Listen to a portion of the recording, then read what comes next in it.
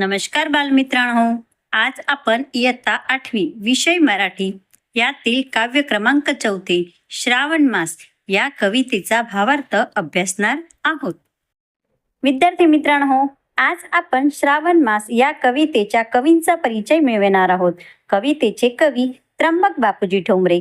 जन्म 1890, मृत्यू 1918. बालकवींचे संपूर्ण नाव त्र्यंबक बापूजी ठोंबरे. त्यांना निसर्ग कवी असे म्हटले जाते. त्यांच्या सृष्टीवर्णनावर फुलराणी, निर्झरास इत्यादी कविता प्रसिद्ध आहेत. त्यांच्या शैलीत कृत्रिमता नाही, पण विशेष ख्याती आहे. नाजूक आणि प्रसन्न शैलींसाठी ते अगदी प्रसिद्ध आहेत. श्रावण मास या त्यांच्या कवितेत निसर्गाचे सूक्ष्म निरीक्षण आढळते. श्रावणातील ऊन सावलींचा, पाठशिवणींचा खेळ तुम्हाला येथे दिसेलच, पण त्याबरोबर निसर्गातील विविध दृश्यांचेही दर्शन घडेल. चला तर विद्यार्थी मित्रांनो, आपण या कवितेला सुंदर आवाजात सूर तालात गाण्याचा प्रयत्न करू. श्रावण मासी हरसे मानसी, हिरवळ दाटे चोहीकडे. क्षणात येते सरसर शिरवे, क्षणात फिरुनी ऊन पडे. वरती बघता इंद्रधनुचा, गोप दुहेरी विणलासे.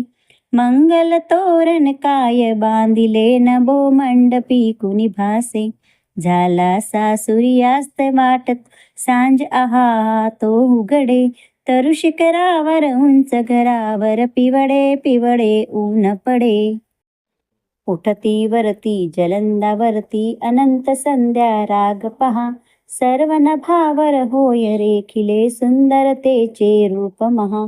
बला कमाला उडता भासे, कल्पसुमांची माड चिते.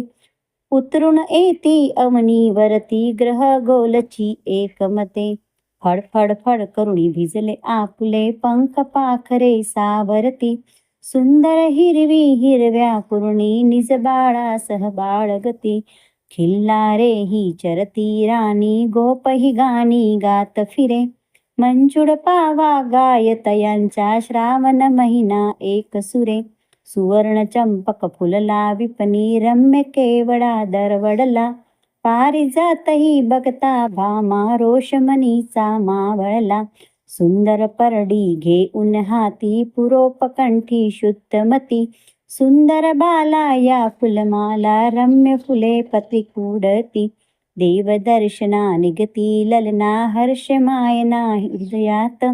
वदनी त्यांच्या वाचून घ्यावे, श्रावण महिन्याचे गीत. श्रावण महिन्याचे गीत. चला तर विद्यार्थी मित्रांनो, आपण कवितेचा भावार्थ समजू. कवितेच्या ओळीत कुठला भाव लपलेला आहे तो आपण समजू. श्रावण मासी हर्ष मानसी, हिरवळ दाटे चोहीकडे. क्षणात येते सरसर शिरवे, क्षणात फिरुनी ऊन पडे. श्रावण मास म्हणजे श्रावण महिना. हर्ष आनंद, मानसी म्हणजे मनात. शिरवे, शिरवे म्हणजे काय विद्यार्थी मित्रांनो? थोडा वेळ पडलेला असा जोराचा पाऊस.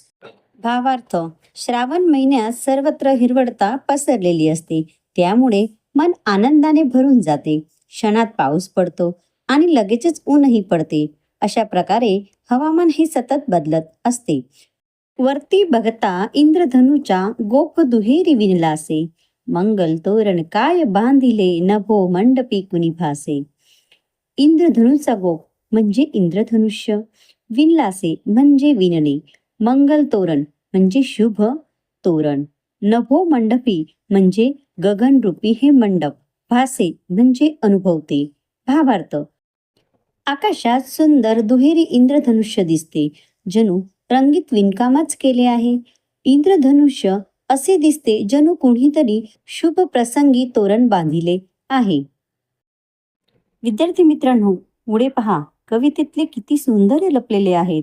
झाला सा सूर्यास्ते वाटतो, सांज आहा तो उघडे. तरु शिखरावर उंच घरावर, पिवळे पिवळे ऊन पडे.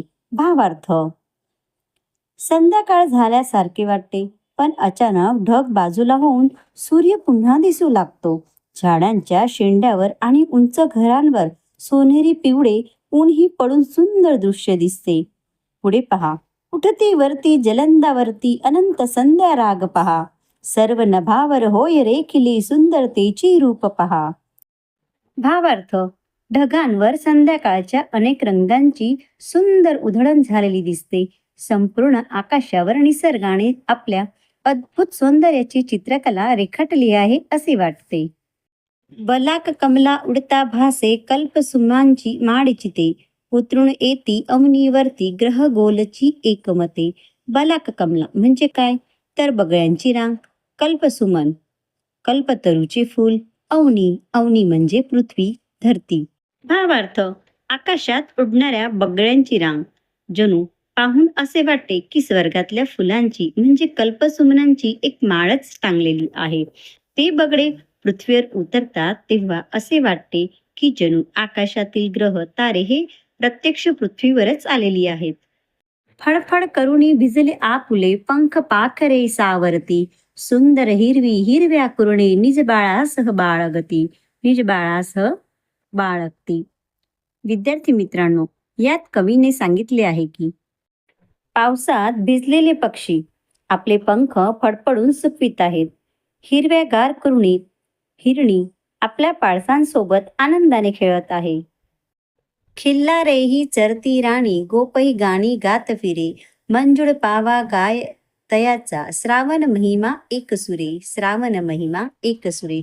खिल्लारे खिल्लारे म्हणजे काय विद्यार्थी मित्रांनो, गायींची वासरं. विद्यार्थी मित्रांनो, येथे कवी सांगतात की गायी वासरे हिरव्यागार रानात आनंदाने चरत आहेत. गुराखी गाणी गात आनंदाने फिरत आहे. गुराख्यांच्या वासरीचा आवाज अतिशय सुंदर मधुर वाटत आहे. जणू ती बासरी श्रावण महिन्याचे गुणगान करीत आहे असे वाटते. सुवर्ण चंपक फुलला विपणी रम्य केवडा दरवडला, पारिजातही बघता भामा रोषमणीचा मावडला. रोषमणीचा मावडला. चंपक सुवर्ण चंपक म्हणजे सोन्यासारखा चंपक. विपणी विपणी म्हणजे काय, तर रान. भामा भामा रोष म्हणजे सत्यभामेचा राग. विद्यार्थी मित्रांनो, येथे कवी सांगत आहेत की सोन्यासारखा पिवळा चंपा हा फुलले आहे. जंगलात केवड्याचा सुगंध अगदी पसरला आहे, दळवळला आहे. सुंदर पारिजातकाची फुले पाहून मन अगदी प्रसन्न होत आहे. पारिजातकाचे सौंदर्य पाहून सत्यभामेच्या मनातील रागही आता नाहीसा झाला आहे.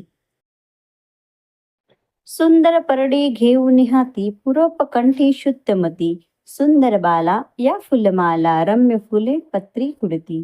शुद्धमती शुद्धमती म्हणजे काय विद्यार्थी मित्रांनो, तर शुद्ध मनाने, शुद्ध मनाची. भावार्थ. पवित्र मनाने स्त्रिया हातात परडे घेऊन पूजा करण्यासाठी निघाल्या आहेत. सुंदर अशा छानशा मुली देवपूजेसाठी फुले आणि पत्री आनंदाने गोळा करीत आहेत. पुढील कडं. देवदर्शना निगती ललना हर्षमायना हृदयात, वदनी त्यांच्या वाचून घ्यावे श्रावण महिन्याचे गीत. श्रावण महिन्याचे गीत. भावार्थ. स्त्रिया आनंदाने देवदर्शनासाठी जात आहेत. त्यांच्या हृदयात आनंद आणि उत्साह हा भरलेला आहे. त्यांच्या आनंदी चेहऱ्याकडे पाहूनच श्रावण महिन्याचे सौंदर्य आणि आनंदाचा अनुभव हा येत आहे. अशा प्रकारे विद्यार्थी मित्रांनो, कवी त्र्यंबक बापूजी ठोंबरे यांनी प्राकृतिक श्रावण महिन्याचे वर्णन हे आपल्या इथे हुबेहूबपणे केलेले आहेत. यात निसर्ग तत्वांचा परिचयही दिलेला आहे. निसर्गात किती सुंदर बदल होतो आणि सजीवारोहण होते या पद्धतीचं वर्णन आपल्या या कवितेत दाखविण्यात आलेलं आहे. चला, कवितेच्या आधारे आपण संवाद प्रश्नाच्या चर्चेचा अभ्यास करू.